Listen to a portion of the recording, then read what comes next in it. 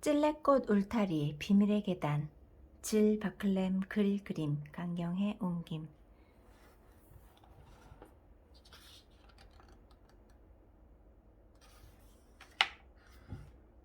도서출판 마르벌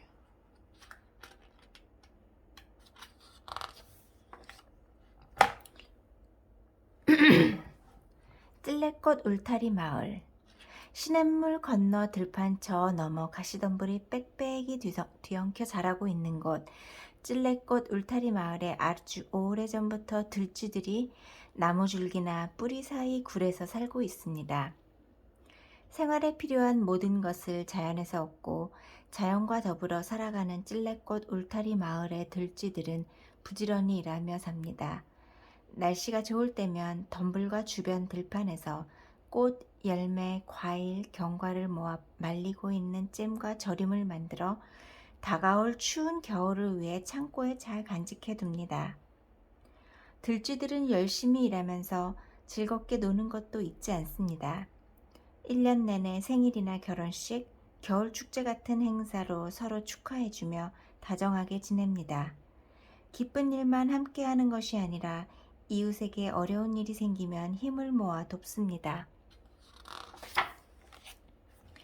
서리가 내린 아침이었습니다. 찬 공기는 상쾌하고 맑은 겨울 햇살에 온 세상이 반짝거렸습니다. 찔레꽃 울타리 마을의 들쥐들이 찬바람에 옷깃을 여미고 두 손을 호호 불며 부지런히 숲속 길을 가고 있었습니다. 커다란 바구니를 들고 바쁘게 지나가던 바위솔 아저씨가 인사를 했습니다. 좋은 아침입니다. 사과 할아버지와 머이네 집 아이들은 커다란 호랑 가시나무 가지 더미와 담쟁이 덩굴을 끌고 가느라 한창 바빴습니다. 마침내 떡갈나무 성 앞에 도착해 나무단을 모두 땅에 쌓아 놓았습니다. 머위가 문에 달린 종을 울렸습니다. 성의 주인인 마타리 씨와 딸 앵초가 문을 열었습니다. 우리 왔네. 전부 안에 들여놓을까? 사과 할아버지가 땀을 닦으며 말했습니다. 네, 그렇게 해주세요. 우선 계단 장식부터 시작하지요. 마타리 씨가 말했습니다. 아이들은 신이 나서 반짝반짝 윤이 나는 바닥 위로 나무단을 끌어 대회당 안으로 들여놓았습니다. 너희는 오늘 밤 축제 준비는 다 되었니? 마타리 씨가 묻자 머위와 앵초는 서로 바라보며 싱긋 웃었습니다. 해마다 이맘때쯤 해가 지고 나면 온 마을 쥐들은 볼이 활활 타오르는 난로가에 둘러앉아 전통적인 겨울 축제를 열었습니다.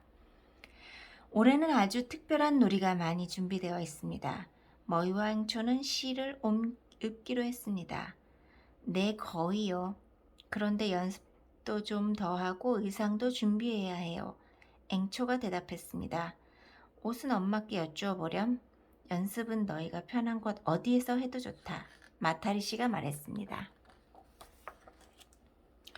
다른 아이들은 사과 할아버지와 숲으로 떠나고 머위와 앵초는 대회당 한 구석에서 시를 외우기 시작했습니다. 해가 가장 짧고 밤이 가장 추운 계절, 앵초가 망토를 입는 신용을 하며 외우기 시작했습니다. 찬 서리는 유리창에 하얀 옷을 입혀요. 머위가 이어서 읊었습니다. 비켜라 얘들아! 까치 수염 아저씨가 유리병을 들고 지나가는 바람에 연습이 중단되었습니다. 여기서는 못하겠다. 좋은 데가 있는지 엄마께 여쭈어보자. 앵초가 한숨을 쉬며 말했습니다.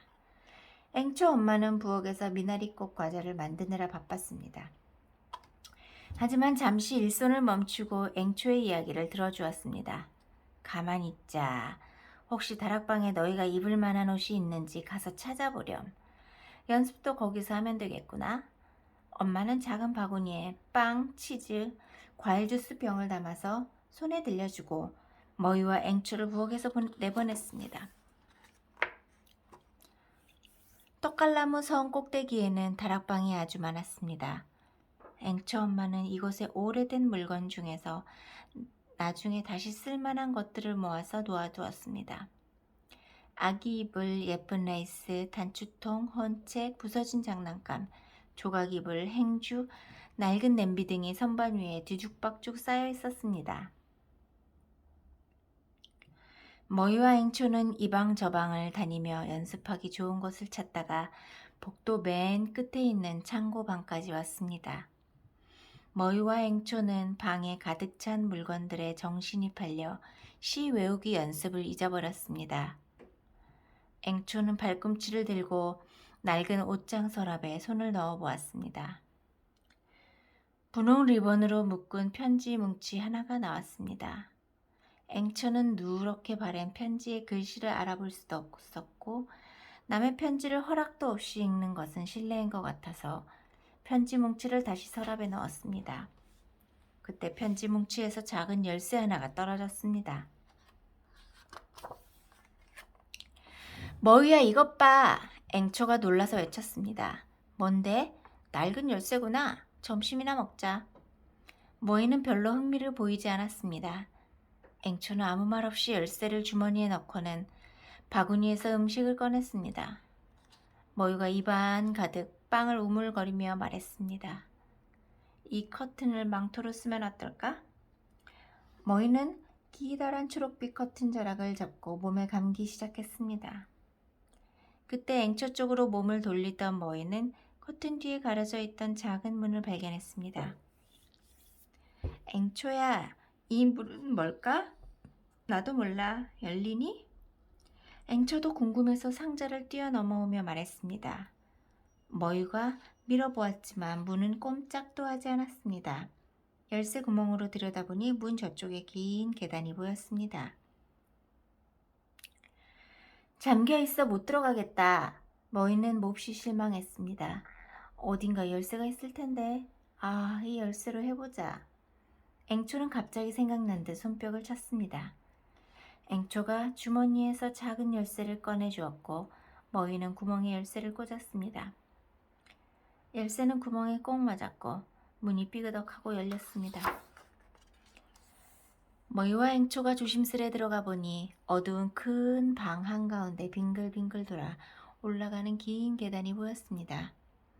계단에는 뽀얗게 먼지가 덮인 낡은 카펫이 깔려 있었는데 한때는 무척 멋졌을 것 같았습니다. 오랫동안 아무도 들어오지 않았나 봐. 꼭대기에 뭐가 있는지 올라가 볼까? 앵초가 속삭였습니다. 머위는 고개를 끄덕였습니다. 머위와 앵초는 계단을 올라갔습니다. 앵초는 겁이 나서 머위 뒤에 바짝 따라붙었습니다. 한참을 빙빙 돌아 올라가는데 갑자기 계단이 끝나고 큰 방이 나타났습니다. 방 끝에는 아주 웅장하고 멋지게 조각된 문이 있었습니다. 머위가 문을 밀어보았습니다. 문이 스르르 열리자 머위와 앵초는 놀라서 눈이 휘둥그레졌습니다. 그렇게 으리으리하고 화려한 방은 처음이었습니다. 방 안은 큰 기둥과 조각으로 장식되어 있었고 벽에는 그림들이 걸려 있었습니다. 방 앞쪽의 작은 단 위에는 황금빛 의자가 2개 놓여 있습니다. 방에는 먼지가 뽀얗게 내려앉아 있었고 눅눅한 곰팡이 냄새가 코를 찔렀습니다. 여기가 어딜까? 머위와 앵초를 돌아보았습니다. 글쎄 나도 처음 와봐. 앵초가 속삭였습니다. 머위와 앵초가 발꿈치를 들고 살금살금 걷자 바닥에 작은 발자국들이 생겼습니다. 머위가 초상화 하나를 올려다보며 말했습니다. 아주 옛날에 너희 조상들이 살던 곳인가 봐. 여기를 깨끗이 치워서 우리 놀이방으로 하자. 이건 우리만 아는 비밀로 하기다. 앵초는 신이 나서 손뼉을 쳤습니다. 그리고 옷장을 열어보니 그 안에는 멋진 모자가 가득 들어있었습니다. 머위야 이것 좀 봐. 오늘 밤에 쓸 모자 걱정은 안 해도 되겠다. 방 끝에 있는 문은 아기 방으로 통해 있었습니다. 창가에 예스러운 아기 침대가 놓여 있었고 선반에는 뽀얗게 먼지가 앉은 장난감들이 있었습니다. 머위는 오래된 상자를 살짝 열어보았습니다. 그리고 상자 안에서 짧은 윗도리와 긴 외투, 촘촘하게 짠 천으로 만든 바지 한 벌을 끄집어냈습니다. 옷은 머위에게 꼭 맞았습니다. 상자에는 금장식이 달리고 반짝이는 예쁜 보석이 박힌 드레스, 외투, 조끼, 숄 등이 가지런히 들어있었습니다. 머위와 앵초는 옷을 하나씩 꺼내보며 축제에 입을 만한 것을 골랐습니다. 꼭 맞아! 머위야. 이제 연습하자. 좀 더 구경하고 하자. 구경할 방이 정말 많았습니다. 식당, 작은 부엌, 침실 등 예쁜 타일이 깔리고 커다란 창문이 있는 목욕실이 특히 멋졌습니다. 머이는 거울을 닦고 그 앞에서 얼굴을 찡그려 보았습니다. 앵초는 목욕통에 수도꼭지를 돌려보았지만 물은 나오지 않았습니다. 해가 가장 짧고 밤이 가장 추운 계절, 앵초의 목소리가 목욕실 안에 커다랗게 울려 퍼졌습니다. 머이도 같이 시를 외우기 시작했습니다. 머이와 앵초는 한마디도 틀리지 않았을 때까지 시를 외우고 또 외웠습니다. 어느덧 창밖에는 붉은 해가 저물고 목욕실 안에는 긴 그림자가 드리워졌습니다. 벌써 저녁이 되었나 봐. 빨리 내려가야 통나무 구경을 할 수 있어. 앵초가 머이에게 말했습니다.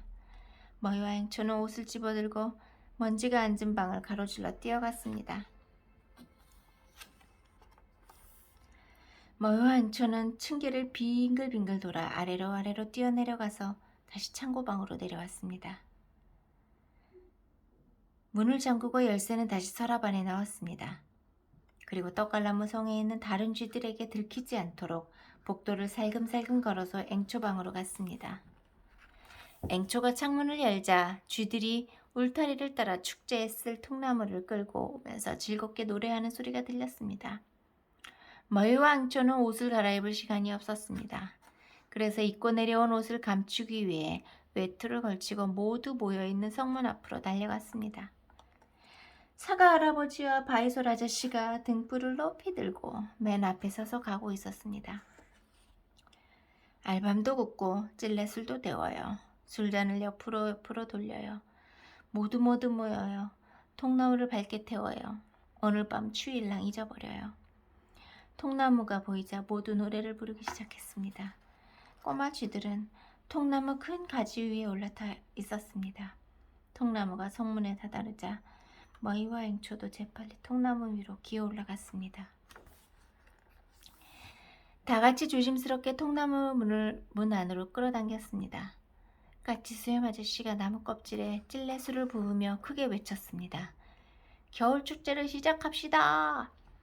드디어 통나무가 오고 축제의 막이 올랐습니다. 쥐들은 방 가운데서 타고 있는 난로 안으로 통나무를 굴려 넣었습니다. 모두 김이 모락모락 나는 찔레 술잔을 들어 올렸습니다. 여름이 올 때까지 나이가 제일 많은 밝은 눈 할머니가 통나무에 불을 붙일 불쏘시개를 높이 들고 말했습니다. 사과 할아버지는 밝은 눈 할머니가 난로 안에 불쏘시개를 던져넣는 것을 도왔습니다. 여름이 올 때까지! 모두 따라서 큰 소리로 외쳤습니다. 밝은 불길이 이끼 낀 나무 껍질을 날름날름 핥더니 통나무 전체가 활활 타오르기 시작했습니다. 모두 벽난로 옆에 차려진 맛있는 음식을 마음껏 먹었습니다. 까치 수염 아저씨는 빈 술잔마다 찔레술을 부어주었습니다. 앵초야 외투는 벗지 그러니? 불 옆이라서 더울 텐데. 앵초 엄마가 앵초에게 말했습니다. 조금 더 있다가요 엄마. 전 아직 좀 추워요. 모두 배불리 먹은 후에 의자를 난로가로 옮겨서 둘러앉았습니다. 드디어 재밌는 오락이 시작되었습니다. 사과 할아버지는 난로 앞에 서서 벽에 커다란 그림자를 만들었습니다.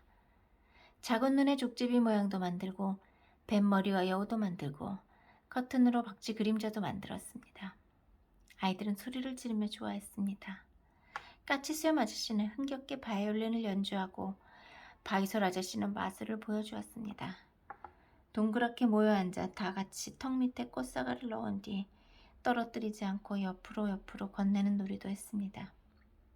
마지막으로 떡갈나무 성의 주인인 마타리 씨가 조상들의 얽힌 감동적인 이야기를 들려주었습니다. 머이와 앵초는 서로 툭 치며 눈짓을 했습니다. 모두 차례대로 장기자랑을 하고 나자 드디어 마타리 씨가 앵초에게 물었습니다. 앵초야, 너희가 특별히 준비한 게 있다지? 머이와 앵초는 의자에서 벌떡 일어나 벽난로 앞으로 가서 타오르는 불빛 앞에 섰습니다. 외투를 더 바짝 여미어 두르고 시를 읽기 시작했습니다. 한겨울, 해가 가장 짧고 밤이 가장 추운 계절, 찬서리는 유리창에 하얀 옷을 입혀요. 햇살은 차디차고 바람은 매서운 계절, 하얀 눈은 온 세상을 덮어버리고 하늘은 낮게 깔려 어두컴컴하지요. 수염을 매만지고 보금자리를 치워요. 얼어붙은 겨울일랑 보내버리고 찬바람에 묻어나는 봄 향기를 맡아보아요. 시 낭송이 끝나자 머위와 앵초는 외투를 휙 벗어던졌습니다. 그리고 우아하게 모자를 눌러쓰고 멋지게 마무리 인사를 했습니다. 모든 쥐들이 불빛에 빛나는 화려한 옷을 보고 잠시 숨을 멈추었습니다. 그러고는 크게 소리치며 박수쳤습니다. 박수는 그칠 줄 모르고 계속되었습니다. 마타리 씨가 머위와 앵초에게 다시 한번 해보라고 할 때까지 계속되었습니다. 머위와 앵초는 한 번 더 시를 읽고 자리로 돌아왔습니다. 정말 잘했다. 앵초 엄마가 앵초를 꼭 안아주며 속삭였습니다. 그 예쁜 옷은 대체 어디서 났니? 앵초는 머위를 힐끔 쳐다보고 우물쭈물거렸습니다. 다락방에서요. 그리고 엄마가 더 이상 꼬치꼬치 묻지 않기를 바랐습니다. 다행히 바로 그때 까치수염 아저씨가 마지막 이야기를 시작했고 모두 그 이야기에 귀를 기울였습니다. 머위와 앵초는 타오르는 불길을 바라보며 둘만 아는 비밀의 계단에 올라가서 재미있게 늘 생각에 젖어들었습니다. 곧 머위와 앵초는 끄덕끄덕 졸기 시작했고 깊은 잠에 빠져들었습니다.